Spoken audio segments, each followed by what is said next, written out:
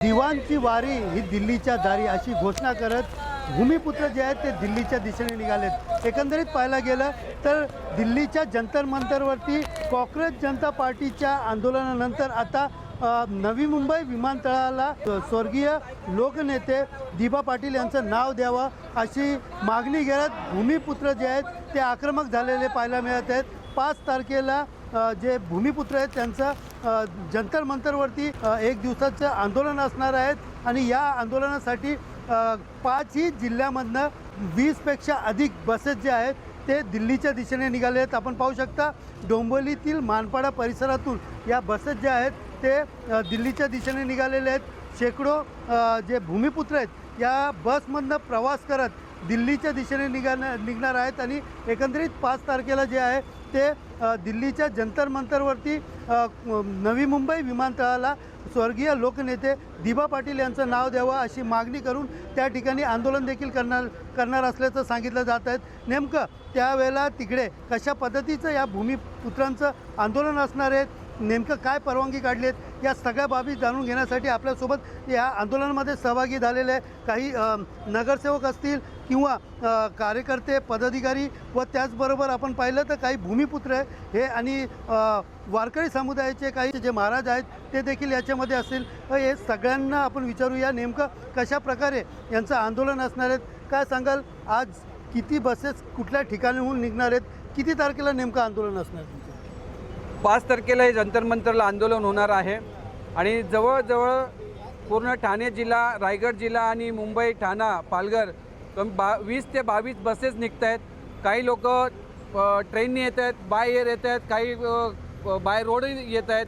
असं एकूण कमीत कमी 4 ते 5 हजार लोक त्या ठिकाणी एकत्र जमणार आहेत। आणि नियोजन म्हटलं तर आम्ही ग्रुप वाईज टीम अशी नियोजित केली होती। सुमित, राहुल, संदीप हे ॲडमिनिस्ट्रेशन बघत होतं। निमंत्रण देणं माझी टीम, मी दत्ता वजे। आपल्यासोबत नगरसेवक जे आहेत ते सत्तेत आहेत, भाजपचे असे देखील नगरसेवक आहेत। सर सांगा, आज तुम्ही समाजाबरोबर आज दिल्लीला निघाल्यात, काय नेमकं करायचं? गेल्या 6 वर्षापासून जेव्हापासून हा समाजाची मागणी आहे तेव्हापासून सातत्याने भारतीय जनता पार्टी म्हणून असू, आगरी समाज म्हणून असू, आम्ही या गोष्टीसाठी लढत आहोत। सरकार कोणाचीही असो, मागणी एकच आहे की दिबा पाटलांचं नाव आंतरराष्ट्रीय नवी मुंबई विमानतळाला द्या आणि ते लवकरात लवकर घ्या, अजून अंत पाहू नका। आणि हा जितके दिवस सरकार उशीर करेल तितका आंदोलन तीव्र होईल। आणि नाव एकच, समाजाने आजपर्यंत सरकारकडनं वैयक्तिक काही मागितलं नाही आहे, एकच मागणी आणि यापुढे दुसरी कोणती मागणी आम्ही आणणार देखील नाही, पण ही मागणी आमच्या समाजाची पूर्ण करण्यात येईल। तुम्ही भूमिपुत्र आहात, तुम्ही देखील यांच्यासोबत चाललेले आहात आणि कशा प्रकारे भूमिपुत्रांची मागणी असली? लोकनेते दिबा पाटील हे शेतकऱ्यांचे लढावे नेते होते। त्यांनी स्वतःसाठी कधी जीवन जगलं नाही, इतर शेतकऱ्यांसाठी त्यांनी जीवन जगलं आणि आपलं पूर्ण आयुष्य ज्या भूमीत त्यांनी वेचलं त्या लोकनेते दिबा पाटील यांचं नाव इंटरनॅशनल विमानतळाला दिबा पाटलांचं लागावं ही सर्व भूमिपुत्रांची मागणी आहे आणि ती रास्त आहे। याची दखल केंद्र शासनाने घ्यावी हीच आमची मागणी आहे। त्यासाठी आम्ही जंतर मंतरला 5 तारखेला ऑगस्टला 1 दिवसीय आंदोलन करत आहोत। आपल्यासोबत महिला नगरसेविका देखील आहेत की काही सांगा, तुम्ही देखील यांच्याबरोबर चालले आहात, नेमकं आता सत्तेत आहात आणि ज्या पद्धतीने केंद्रातही सत्ता आहे तरी देखील आपल्या समाजासाठी आपण या इकडं आक्रमक भूमिका मांडलेली आहे। मला असं वाटतं की समाजात आपण जन्माला आल्यानंतर समाजाचं देणं आपलं बनतं आणि तसंच आमचा पक्षही आमच्या समाजाबरोबरच आहे। दिबा पाटील हा नाव दिलाच पाहिजे। लोकनेते दिबा पाटील यांनी आयुष्यभर समाजासाठी संघर्ष केला, त्यांचं नाव हा विमानतळाला लागलाच पाहिजे। आज म्हणून आम्ही समाजासाठी इथे आहोत आणि तो लढा पूर्ण जोपर्यंत नाव दिला जात नाही तोपर्यंत हा लढा चालूच राहील। वारकरी समुदायाचे काही कार्यकर्ते देखील आणि महाराज देखील याच्यामध्ये सहभागी झाले आहेत। वारकरी समाज नेहमी शांतप्रिय आहे, मात्र आता आपण ज्या पद्धतीने पाहिलं की आंदोलनावरती आंदोलन सुरू आहे, आता स्वतः तुम्ही देखील त्याच्यात सहभागी होता, ते काय सांगा? हो, रामकृष्ण वारकरी संप्रदायाचा प्रत्येकजण आदरच करतोय आणि शांततेच्या मार्गानेच सगळे प्रश्न सोडवले जावे आमची प्रामाणिक इच्छा आहे। दिबा पाटील साहेबांचं नाव आता आपण बऱ्याच जणांकडनं ऐकलं आहे, आमची तशी मागणीच नाही। एक छोटीशी गोष्ट आहे का पाटील साहेबांचं नाव त्या विमानतळाला द्यावं आणि शांतताप्रिय असलेला समाज, पूर्वी फार तापट स्वभाव आणि लढवय्या स्वभाव आजही तो लढवय्या स्वभाव तसाच आहे, परंतु काळानुसार आम्ही सरकारांना मदत करत असतो. कुठल्या प्रकारे लोकांना त्रास होऊ नये याकरता आम्ही एक पाऊल मागे घेतलेलं आहे.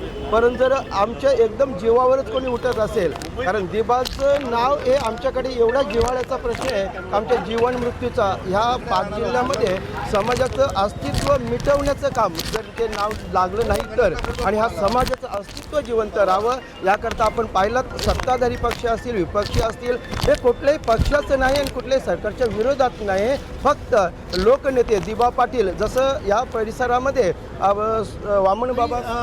तुमची पुढची भूमिका काय असणार? कारण आता अनेक वर्षापासून आपण बघतोय आणि आताही जंतर मंतरला जाऊन समजा तुम्हाला काही हाती लागलं नाही तर पुढचं पाऊल काय असणार? पुढचं पाऊल आमचं हेच लढाईच करण्याचा, दुसरं काय.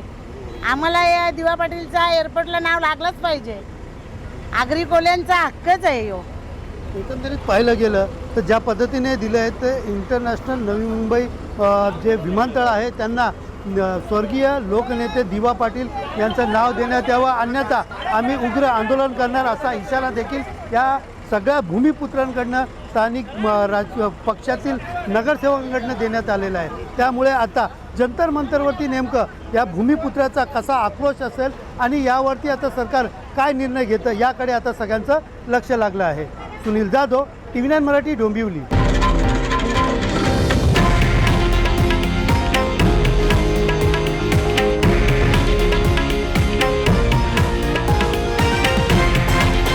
हे आहे देशातील नंबर 1 न्यूज नेटवर्क आणि आपण पाहत आहात TV9 मराठी, एकमेव.